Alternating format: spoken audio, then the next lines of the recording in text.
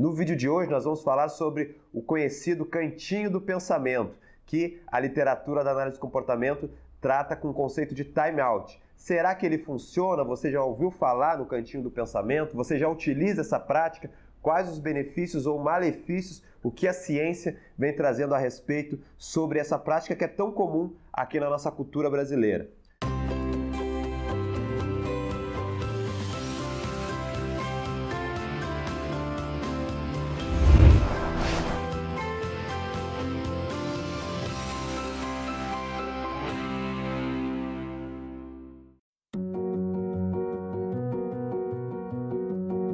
Olá pessoal, vídeo novo aqui no canal. Se você está assistindo aí pela primeira vez e ainda não se inscreveu, não deixe de se inscrever no canal da Academia do Autismo, clicar no sininho para receber as notificações sempre que tiver vídeo novo. Então, se você tem interesse no tema do autismo, seja familiar, educador ou profissional da saúde, os terapeutas, médicos, não deixe de estar acompanhando o nosso trabalho aqui também no YouTube, além das outras redes sociais. Gente, vamos lá então para o vídeo novo. Time out, né? O famoso cantinho do pensamento. O que é isso?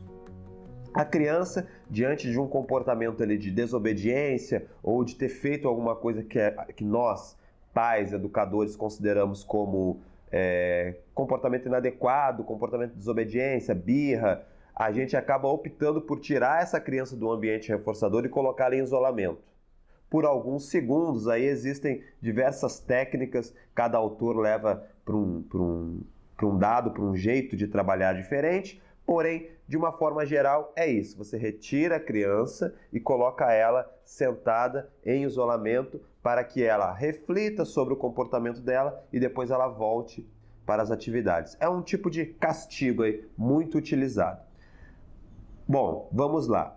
Apesar de ser uma prática muito comum, o que a ciência vem comprovando, com estudos bem sérios, com grupo controle, com grupos de crianças, com as mais variadas questões, é que, primeiro, essa prática do time out, quando bem executada, ela produz efeitos satisfatórios, ou seja, a grande maioria das crianças acabam aumentando o índice de obediência e reduzindo a emissão de comportamentos inadequados. Então, isso é um fato científico, tá? Primeiro ponto que é importante para vocês saberem. Vamos aos outros pontos.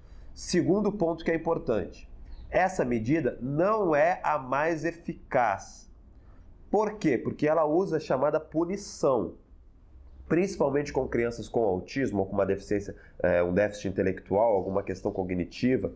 Essas crianças, elas têm já uma tendência ao isolamento, elas não têm a facilidade da socialização, e quando você opta por práticas que estimulam o isolamento, você pode estar aí quebrando uma relação que vai ser difícil de você construir novamente, principalmente no caso de terapeutas, de profissionais. Então ela precisa ser muito bem planejada, porque ela produz efeitos colaterais.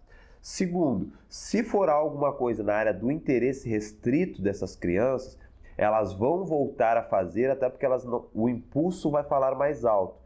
E aí cada vez mais você vai utilizar o time out, que não é, né, o sinônimo de cantinho do pensamento, até porque muitas vezes as crianças com autismo elas vão estar lá, mas elas não vão estar necessariamente pensando no que elas fizeram. Elas só vão estar num tempo ali off, num tempo de isolamento realmente, para que ela, a partir do comportamento de estar aguardando, ela perceba que ela precisa revisar o comportamento dela, tá? Então, é um outro efeito que a gente precisa levar em consideração. O time out produz alguns efeitos colaterais e não é a medida mais eficiente. Quais seriam as outras medidas? Timing, reforço positivo, que nós vamos estar falando em outros vídeos, tá bom? Outra questão em relação ao time out, gente. Dependendo do comportamento da criança, o cantinho do pensamento pode não significar que ela está sendo punida. Imagine que uma criança está sob a demanda dos pais. Você precisa fazer a atividade da escola, você precisa fazer isso, você precisa limpar o que você quebrou, você precisa arrumar a sua cama, enfim, demandas familiares. A criança não está querendo fazer, os pais insistem, a criança não quer fazer, e aí os pais pegam essa criança e colocam no cantinho, né, para ela ficar em isolamento, time out.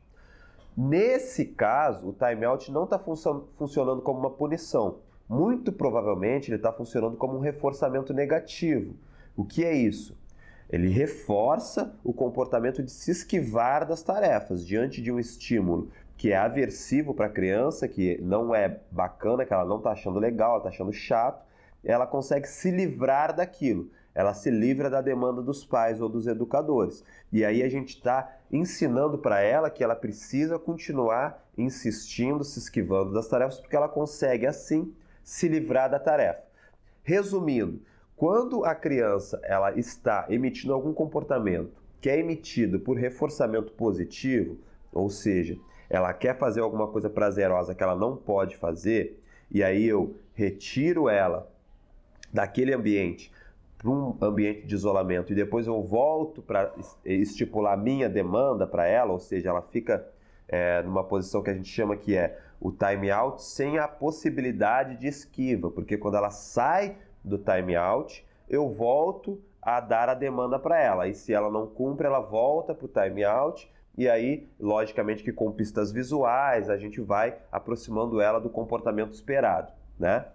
Mas quando esse comportamento ele é de esquiva das tarefas, o time out pode funcionar de uma forma a aumentar as chances da criança continuar emitindo comportamentos inadequados. Tá? Então é muito importante esse cuidado e ninguém melhor do que os analistas do comportamento para estarem ajudando os pais nessa tarefa de descobrir a função primeiro do comportamento da criança para depois traçar as melhores estratégias. Tá bom, gente? De uma forma geral, então, time out ele funciona para comportamentos que são mantidos por reforçamento positivo, porém ela pode deixar alguns efeitos colaterais, então precisa ser muito bem planejado.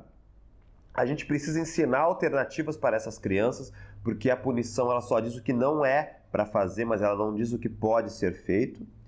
Quando nós estamos diante de um comportamento mantido de esquiva, né, um comportamento de escape, o time out pode prejudicar ainda o desenvolvimento da criança, e existem outras medidas que são mais eficientes, como o time-in e o reforçamento positivo, que nós vamos falar no próximo vídeo. Espero que tenha ficado claro para vocês. No próximo vídeo a gente dá sequência à temática, então, de ajudar as crianças a desenvolver habilidades sociais e reduzir comportamento inadequado. Venha comigo no próximo vídeo, então. Aguardo vocês e até lá.